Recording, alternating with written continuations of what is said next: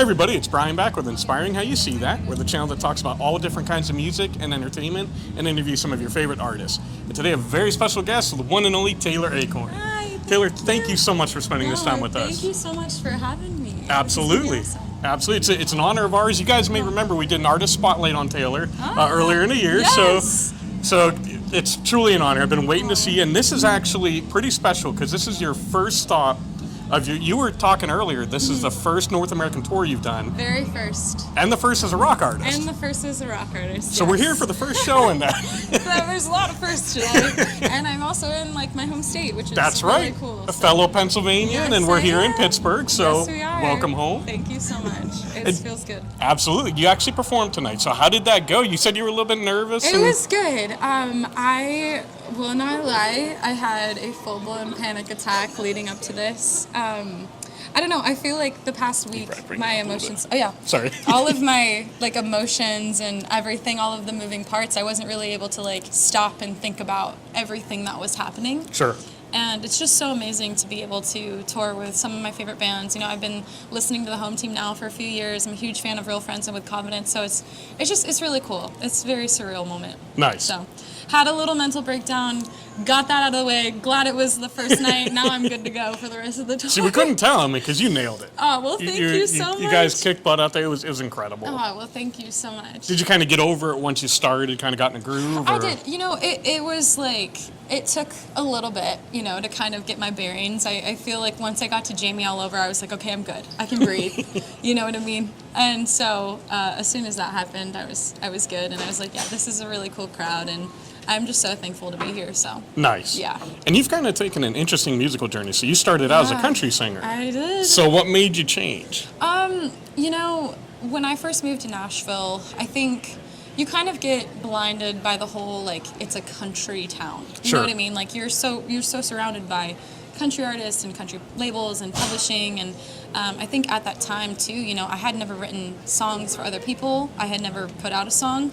This was back in 2017, when I first started, and so it was all very new. And I ended up hooking up with this guy named Cade, who is still my manager now to this day, and he was very adamant, let's do country, you know what I mean? It's a good genre to get a start in, which I'm very thankful, but I've always grown up on all of the old school pop punk stuff. That's my wheelhouse. Warped Tour, I was there. So it's just, for me, I think that it was an amazing experience to be a part of the country world and do all of that, but I felt more at home doing the punk stuff, and so I'm just so happy to be here. I've pinched me. It's so weird. It really is. Nice. But now, have you ever thought about maybe going back doing a song or two in country, or kind of incorporating that in? Or? I have, and there's a lot of country artists too that are very much so involved in the punk scene as well. I know Mitchell Tenpenny just did a song with State Champs and stuff like that. So I think that there is a space for punk and country music. I didn't really think that I was going to be the one to navigate that, but maybe one day if somebody reaches out, I'll do something. I wouldn't mind. Nice. Yeah. Now I was reading earlier that you actually hit a point where you thought about walking away from music for a while. So kind of walk us through what happened there. I think in the midst of kind of finding myself and my sound, and I was writing music, I think, to appease everybody else. Sure. Or what I thought was appeasing everybody else. And realistically, I'm a Virgo, okay? I through and through, people pleaser. It's just in my nature, and so I worried a lot about that. And when I was putting out music, after I had released my first EP and it did so well, and I started putting out other stuff, it just wasn't hitting the same. Emotionally, I was not connected to it, and I think that the people that were listening to me at the same time probably weren't as well. And so I was like, maybe this isn't for me. You know what I mean? I don't have the emotional capacity to be able to handle, the online stuff and all of that too. So I worried a lot, and I started taking real estate courses. Glad I didn't finish because I would probably be doing something very different. But I don't know. It was a very interesting way. TikTok really opened the door for me, and of course when COVID hit, I think everybody was just like, what do we do now? touring wasn't really a thing for me. You know, it was really hard for me to get touring as well. So all of that kind of just went to the wayside, and I didn't know what to do. So I posted a Jamie All Over cover, and now we're here. It worked. I mean, because it's been taken off. It shocks me sometimes. Yeah. But I'm very thankful. So. Now, you mentioned doing covers, and I know that you did, like, Unwell. You know, that was awesome. And oh, thank you. I know you did Helena as well. Mm-hmm. So what made you want to first do the covers and then say, okay, I want to transition to what I'm writing and creating? So I'll be honest, I never really wanted to do the covers. Okay. But, you know, I think when TikTok started popping off and my manager was like, hey, like if we want to keep doing this, like this is a platform that is very vital for artists right now, and you need this to get playlisting, and it helps grow a very organic fan base. Now I see that, and I'm very thankful for the app. But before, you know, I was seeing all these people doing covers and stuff, and I was very anti-TikTok. I was like, I do not want to do that. I do not want to be a cover artist. Like, you will not see me posting myself on there. And, you know, looking back, I wish I would have just slapped that girl, because it was just not the mindset to have been in. But I started posting, you know, I started dabbling a little bit with Your Body is a Wonderland first, and I did that with actually Dave Strockman from Every Avenue, which was really cool. Sure. And, you know, that was one, and then I did an Avril one, and I was just kind of like, you know, throwing them in a little bit, and then TikTok, everybody was like, you got to do driver's license, and I was like, nah, I'm going to do Jamie All Over. There you go. And then it just kind of went into a spiral from there, you know? Yeah. So.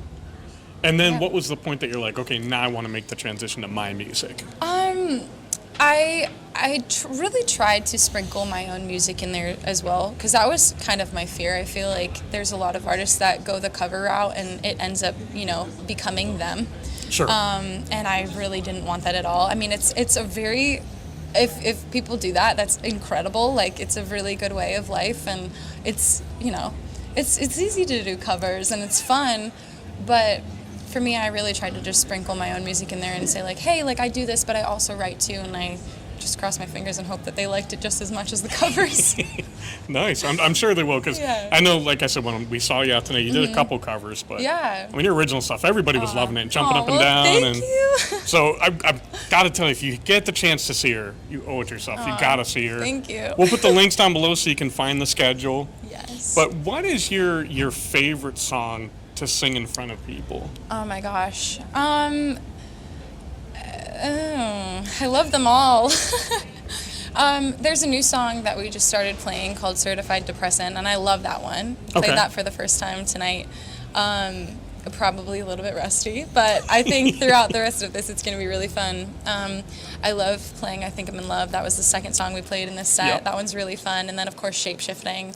That one, I feel like everybody gets going, and it's the hardest song of all of mine, too, so it's just fun to just rock out and do all Nice. of that, yeah. Well, now you're at the point, this was the first show of your first, you know, North American tour. Where do you hope to, and I know this is kind of shooting for the stars, or maybe we don't know, but where do you hope to see yourself in your career, say 5 years down the road? Oh my gosh. Well, I can say the very cliche thing, and that's playing arenas and stadiums and things like that. But honestly, like, the more that I think about it, I feel like I'm right where I want to be. Sure. And if that looks like this, you know, within the next 5 years, I'm happy. If it is stadiums and arenas in a few years, I'm gonna be just as happy. I think I'm just like really happy to be here and just excited for I think it's coming. everything. I think it's gonna happen. Crossing my fingers. Like, am I ready for that? I had a panic attack before this one. I don't even know what I'm gonna do before those. No, but Taylor, thank you again. This was incredible. Thank you so much for having me. Absolutely. Where can fans follow you online at? They can find me on Instagram at Taylor Acorn Music. You can also find me on Twitter. Not very active on there, but I try to be.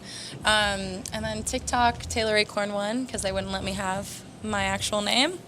Had to improvise, but yeah, and of course, like Spotify, iTunes, Amazon Music, all that good stuff. Nice. And of course, we'll put all links down below, so it's easy for you guys to find her. And Taylor, before we go, is there anything else you'd like to say to fans? I just want to say thank you guys so much. This has been such an incredible experience, being able to, you know, connect with you guys for the last 2 years via literally a cell phone screen, and now I can see you in person, and it's just cool. It doesn't feel like fans, it feels like they're friends and family, so Nice. I'm just like really happy to be able to see you guys.